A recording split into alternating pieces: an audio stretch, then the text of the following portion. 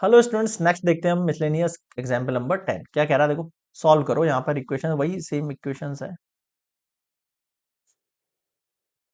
ठीक है, अब ध्यान देना। अब यहाँ पर टू को आप कहोगे सर इधर भेजू किधर भेजू, दोनों तरफ भेजना पड़ेगा, है ना।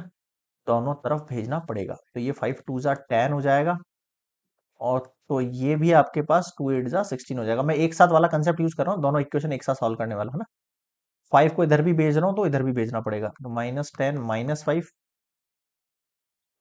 16 -5 -15 16 में से 5 क्या 11। ठीक है, क्या करें। अब मुझे x से 3x -3 हटाना है, तो क्या करना पड़ेगा, डिवाइड करना पड़ेगा। Divide all 3 by -3। अब एक इंपॉर्टेंट चीज आप ध्यान रखना, जब भी हम नेगेटिव की वैल्यू से डिवाइड करते हैं बोथ साइड, तो साइन क्या होता है, चेंज हो जाता है। यानी कि मुझे -15 को अगर -3 से डिवाइड करना है, तो ये साइन लेस देन की जगह ग्रेटर देन हो जाएगा। ठीक है, यहां पर भी अगर मैं डिवाइड कर रहा हूं, तो ये साइन लेस देन की जगह ग्रेटर देन हो जाएगा, और ये 11/-3 हो गया।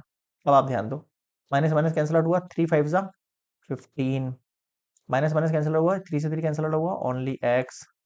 माइनस का एज इट इज रख जाएगा, माइनस का 11/3। यानी कि जो एक्स की वैल्यू है आपके पास, देखो इस तरीके से हो गई इस बार। अब मैं 5 से -11/3, अगर मैं इसको पलट के लिख दूं, तो पलट के लिख सकता हूं मैं इसको, -11/3 है।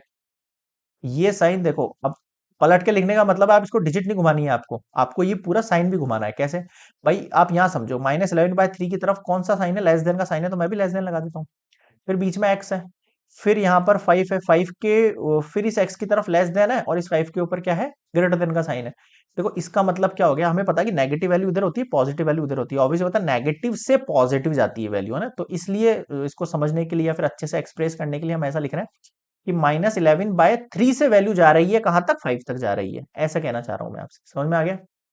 ये कंप्लीट हुआ मिसलेनियस एग्जाम्पल नंबर 10।